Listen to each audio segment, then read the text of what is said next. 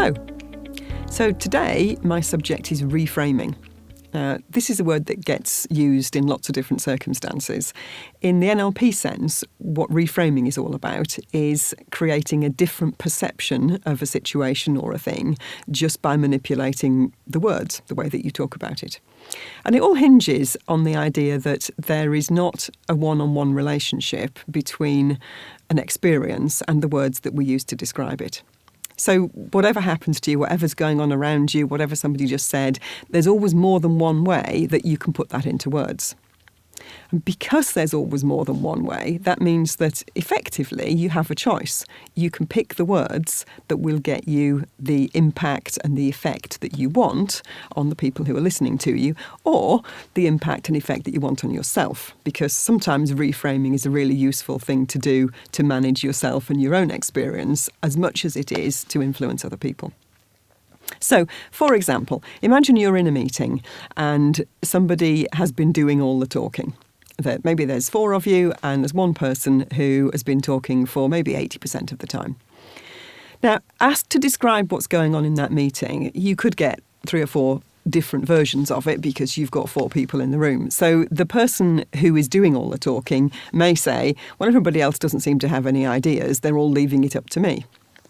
Somebody else might say, well, I'm interested to hear what other people have to say before I put my point of view in, so it's okay that somebody's taking the lead. Another person might say, I feel that this one person's dominating the meeting and they're not really giving anybody else the opportunity to speak. The last person might simply say, I think that person just likes the sound of their own voice. How many times have you heard that said about somebody? Now, the reality is that most people don't actually like the sound of their own voice. If you record somebody's voice and play it back to them, most people will leave the room, usually with their hands over their ears. Most of us don't actually like listening to ourselves. But some people do like to hold the floor. Some people do enjoy expounding their ideas and their thoughts. So if you're in that meeting and you're getting a little bit frustrated because you're not getting the opportunity to say what you want to say, how do you approach it? Well, sitting there grumbling to yourself and saying, oh, that person just likes the sound of their own voice, doesn't really get you anywhere. So that's when having the opportunity to describe it in another way to yourself might just change the way that you're thinking and make some different things possible.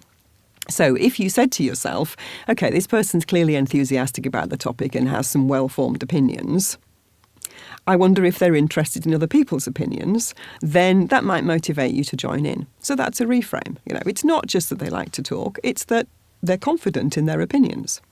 So then that creates a question. I wonder if they're interested in other people's opinions. So that's an example of a reframe.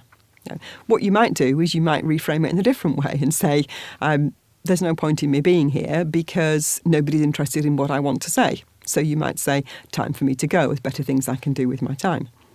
That's also a reframe. Some people might think that's not as useful, not as constructive, but it does very much depend on the circumstances. So that's a way in which you can change the way that you interpret something, put some different words onto it, just so that you get a different experience and some different possibilities open up. Now, suppose it's about influencing someone else. Perhaps you're in a service situation and something has gone wrong, and the customer says to you, I'm not happy about this. How do you respond? Well, you can go along with the fact that the customer's not happy. And if you didn't go along with that, then you might find that they weren't your customer for very long. However, there's a way of doing it, because if you say, oh, I'm really sorry that you're not happy and let's see what we can do about it and find out what went wrong and see what we can do to make amends, then that reinforces the fact that the customer's not happy. And on a spectrum from not happy to happy, they're very definitely at the not happy end. Suppose we reframed that not happy and we said to the customer, I'm really sorry to hear that you're not totally happy about this. Not totally happy. OK, where's that on the spectrum between not happy and happy? Well, not totally happy is actually anywhere from here down. So it's possible then that by putting that label on it, there's more flexibility about where the customer is. They're not just stuck at one end of the scale. So by skillful use of your persuasion skills and also your ability to solve problems and actually give the customer what they want, you may be able to give their perception a little bit of a movement from here further up the scale towards being happy. Whereas if you keep apologising that they're not happy, you're reinforcing them in that spot. So this is a different kind of reframe. It's actually using words in a slightly different way so that you open up the field of perception. So rather than being in one spot, we're somewhere on a spectrum. Now, that applies to lots of different situations. So if somebody says, I don't think this is good enough, then okay, so you're not convinced that this is exactly what we need. Okay. Does that mean that they couldn't be convinced? Does it mean that it might be some of what we need? It's just different ways of explaining it will open up different possibilities. So that's what I mean by reframing, just using the words. So this is clearly a big topic and it's something that takes a little bit of practice.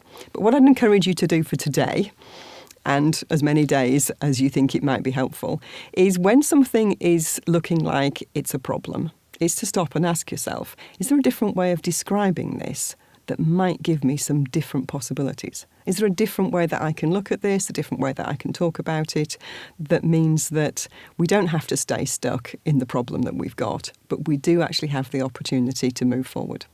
Food for thought.